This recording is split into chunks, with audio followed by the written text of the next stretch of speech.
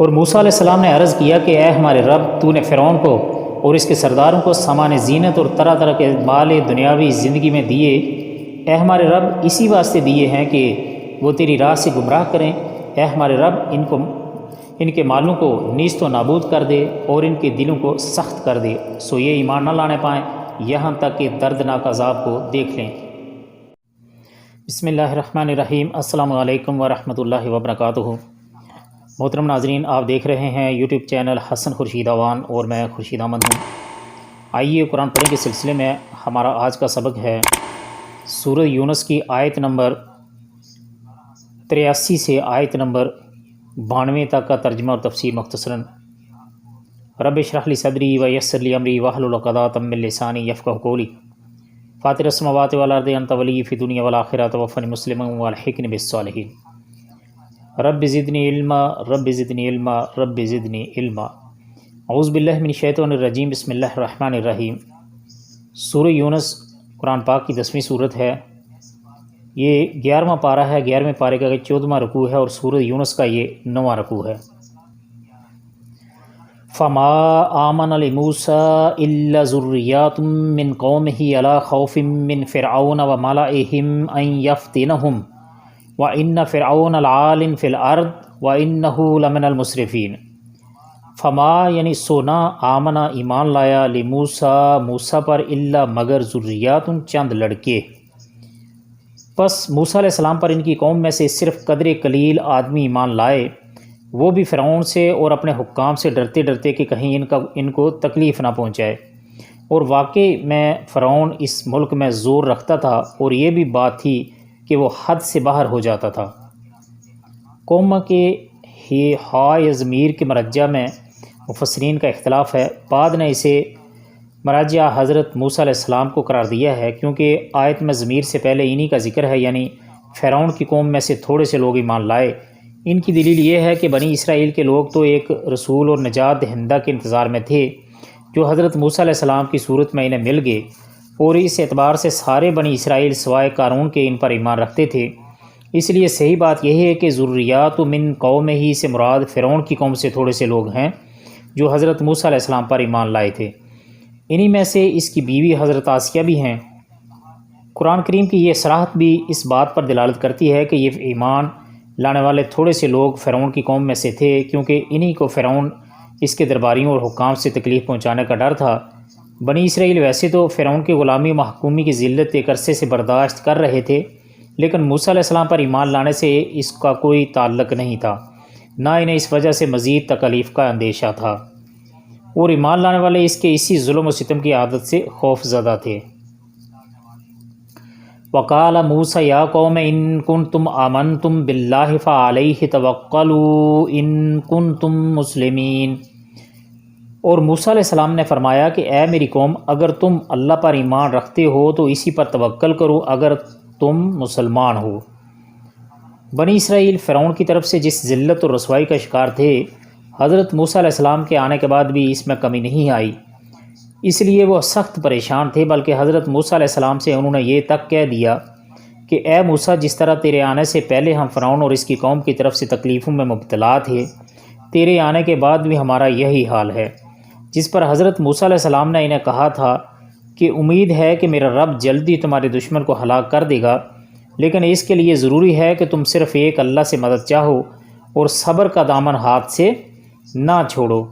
اس کے لیے اس کی مزید تفصیل کی آپ ملاحظہ فرما سکتے ہیں سورۃ الاعراف کی آیت نمبر 128 سے 129، جیسا کہ سورۃ نمبر الاعراف کی آیت نمبر 128 اور 129 میں اللہ سبحانہ تعالیٰ نے فرمایا ہے کہ قال موسیٰ لقومہ استعینوا باللہ واصبروا ان الارض للہ یورثھا من یشاء من عبادہ والعاقبۃ للمتقین قالوا اوذینا من قبل ان تأتنا ومن بعد ما جئتنا قال عسى ربکم ان یہلک عدوکم وتستخلفکم فی الارض فینظر کیف تعملون۔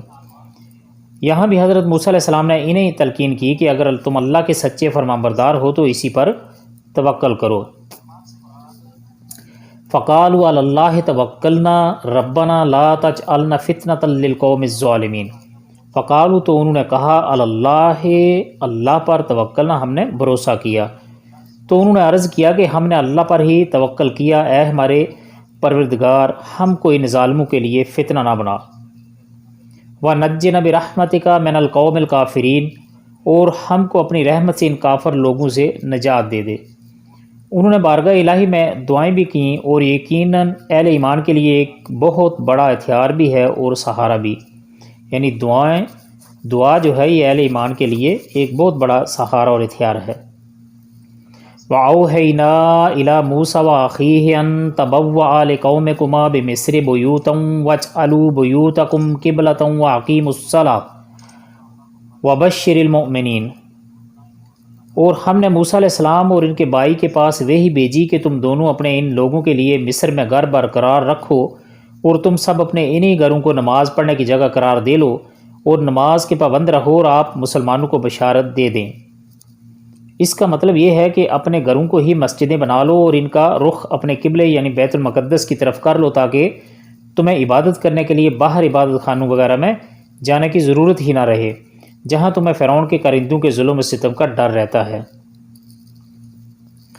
وَقَالَ مُوسَىٰ رَبَّنَا إِنَّكَ آتَيْتَ فِرْعَوْنَ وَمَلَأَهُ زِینَةً وَأَمْوَالًا فِي الْحَيَاةِ الدُّنْيَا رَبَّنَا لِيُضِلُّوا عَنْ سَبِيلِكَ رَبَّنَا اطْمِسْ عَلَىٰ أَمْوَالِهِمْ وَاشْدُدْ عَلَىٰ قُلُوبِهِمْ فَلَا يُؤْمِنُوا حَتَّىٰ يَرَوْا الْعَذَابَ الْعَلِيمَ۔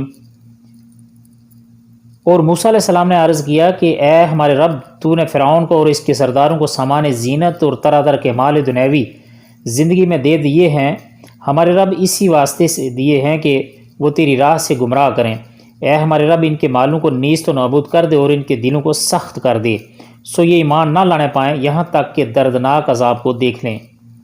جب حضرت موسیٰ علیہ السلام نے دیکھا کہ فرعون اور اس کی قوم پر واعظ و نصیحت کا بھی کوئی اثر نہیں ہوا، اور اس طرح معجزات دیکھ کر بھی ان کے اندر کوئی تبدیلی نہیں آئی، تو پھر ان کے حق میں بد دعا فرما دی، جسے اللہ نے یہاں نقل فرمایا ہے۔ یعنی اگر یہ ایمان لائیں بھی تو عذاب دیکھنے کے بعد لائیں، جو ان کے لیے نفع بخش نہیں ہوگا۔ یہاں ذہن میں یہ اشکال نہیں آنا چاہیے کہ پیغمبر تو ہدایت کی دعا کرتے ہیں، نہ کہ ہلاکت کی بد دعا، اس لیے کہ دعوت و تبلیغ اور ہر طرح سے تمام حجت کے بعد جب یہ واضح ہو جائے کہ اب ایمان لانے کی کوئی امید باقی نہیں رہی، تو پھر آخری چارہ کار یہی رہ جاتا ہے کہ اس قوم کے معاملے کو اللہ کے سپرد کر دیا جائے۔ یہ گو اللہ کی مشیت ہی ہوتی ہے جو بے اختیار پیغمبر کی زبان پر جاری ہو جاتی ہے، جس طرح حضرت نوح علیہ السلام نے بھی 950 سال تبلیغ کرنے کے بعد بالآخر اپنی قوم کے بارے میں بد دعا ہی فرمائی تھی، رب لا تذر علی الارض من الکافرین دیارا۔ یہ حضرت نوح علیہ السلام کے الفاظ ہیں، اے رب زمین پر ایک کافر کو بھی بسا نہ رہنے دے۔ قال قد اجیبت دعوتکما فاستقیما ولا تتبعان سبیل الذین لا یعلمون۔ حق تعالیٰ نے فرمایا کہ تم دونوں کی دعا قبول کر لی گئی، سو تم ثابت قدم رہو اور ان لوگوں کی راہ نہ چلنا جن کو علم نہیں۔ اس کا ایک مطلب تو یہ ہے کہ اپنی بد دعا پر قائم رہنا چاہیے کہ ظہور میں تاخیر ہو جائے، یعنی چاہے ظہور میں یعنی دعا کے قبول ہونے میں زیر ہی ہو جائے، لیکن اس کا کیونکہ تمہاری دعا تو یقیناً قبول کر لی گئی، لیکن ہم اسے عملی جامہ کب پہنائیں گے یہ خالص ہماری مشیت اور حکمت پر موقوف ہے۔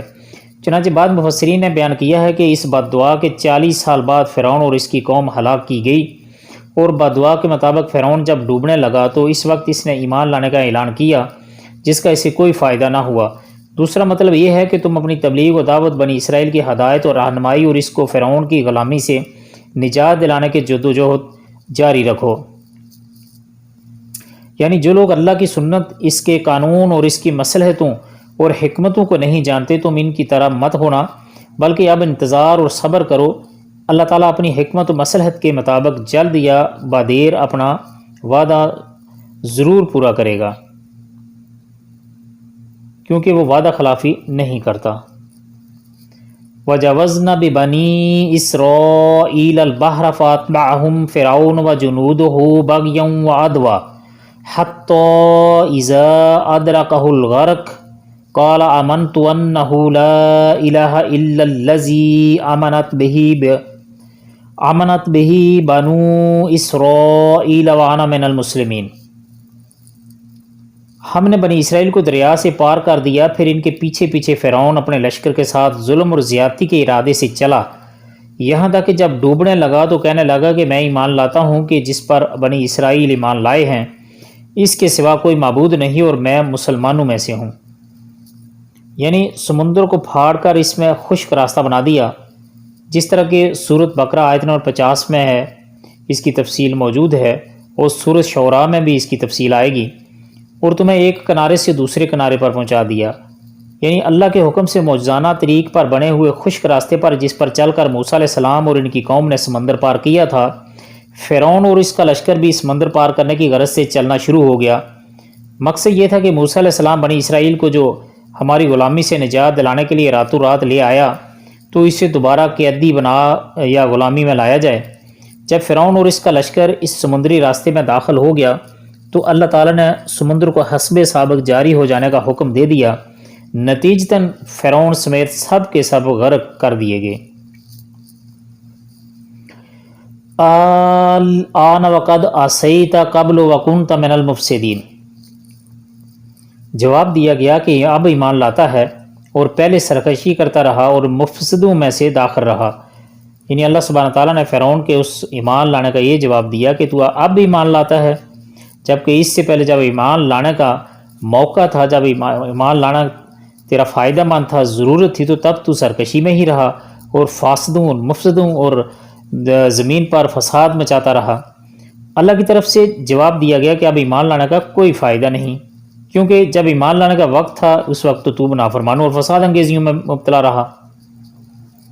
فَالْيَوْمَ نُنَجِّيكَ بِبَدَنِكَ لَتَكُونَ لِمَنْ خَلْفَكَ آیَةً وَإِنَّ كَثِيرًا مِّنَ النَّاسِ عَنْ آیَاتِنَا لَغَافِلُونَ، سو آج ہم تیری لاش کو نجات دیں گے تاکہ تو ان کے لیے نشان عبرت جو تیرے بعد ہیں، اور حقیقت یہ ہے کہ بہت سے آدمی ہماری نشانیوں سے غافل ہیں۔